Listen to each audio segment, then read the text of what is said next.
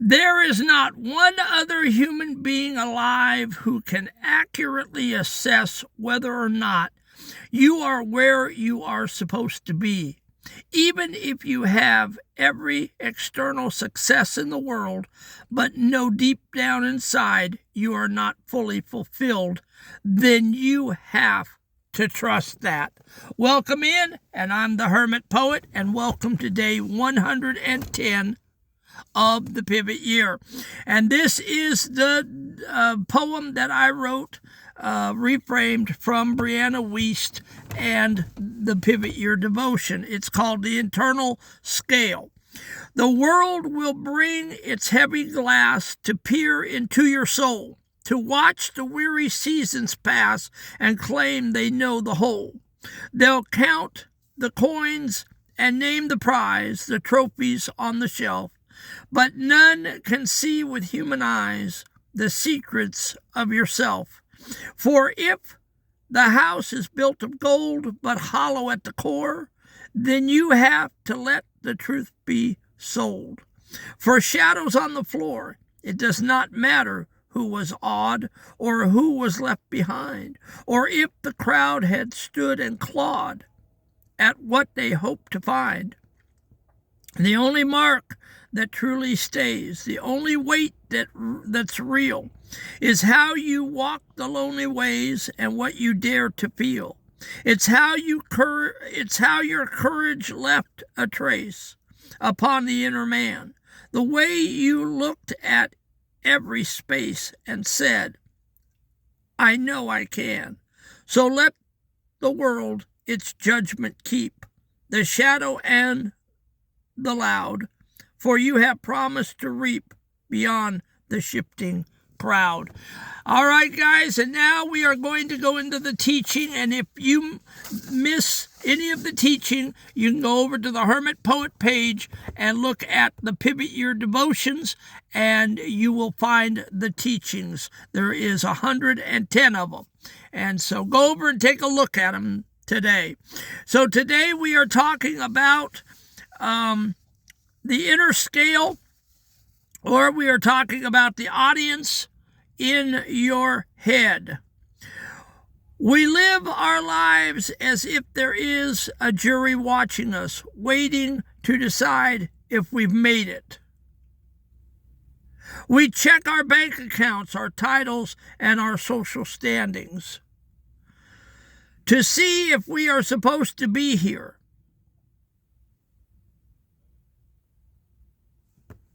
And so we are always on the offensive, I think, because we live our lives as if there's a jury watching us. I know I did growing up. I always felt like there were eyes on me. Everyone at school was judging me. I did not measure up to my dad's expectations as a son. So yes, I was always being judged and critiqued. And Jeffrey was the class clown. Jeffrey was the geek. Jeffrey was the Einstein. Jeffrey was the Poindexter. Jeffrey was the Four Eyes. Jeffrey was the Einstein, And so I was always being judged. We check our bank accounts, our titles, and our social standing to see if we are supposed to be here. Are we correct in our social standing with our neighbors? Are we correct with the other baseball moms, the other football and soccer dads? It's all about appearance. There is not one other human being alive who can accurately assess your life. I can't assess your life. I can look at your life, and you can talk to me about your life, and I can make a judgment, but I can't accurately assess your life. To a 12-year-old, this is the pressure of the cool kids. To a 55-plus student, this is the weight of what will the neighbors, the family think. Today, we fire the jury. All right, today, This is your step today. You fire nicely. You don't have to be ugly about it. You don't have to get nasty about it. But in your head, heart, and mind, you simply fire the jury. You finally just tell the people in your life enough is enough, and that they don't control your life anymore, and it doesn't matter what they think.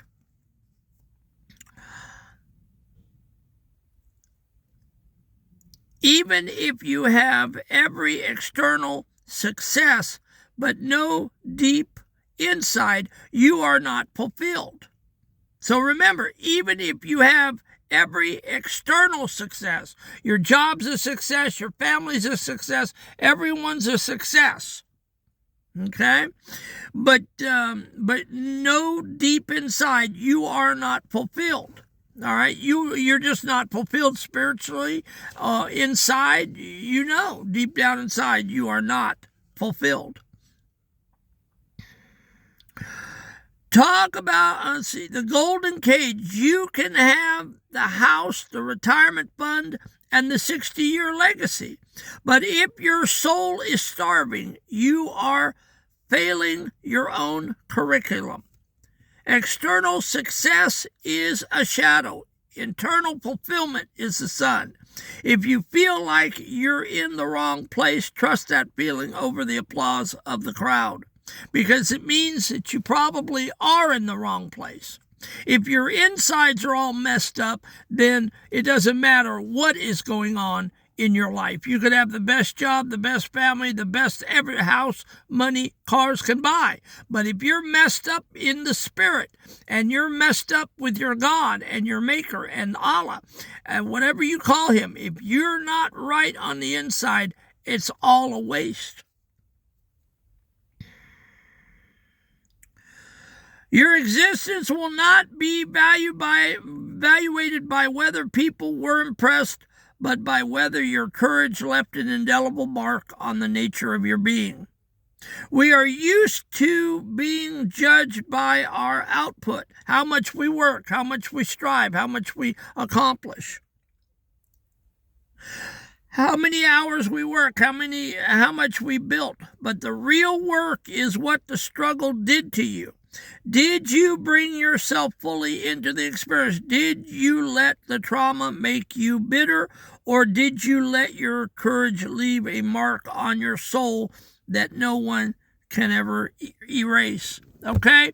I know 50 years of trauma. For a long time, I was bitter, and it was not making me better. And then I had the poetry ministry happen to me in last June, and I got it all out on 600 poems over 6 months, and the bitterness left. I have no bitterness. I forgive everyone that ever did anything to me. And so it left a mark, a positive mark on my life. The trauma, the abuse, the sexual molestation, the school bullying, the triggering, it all left a positive mark on my life, and I no longer am that person.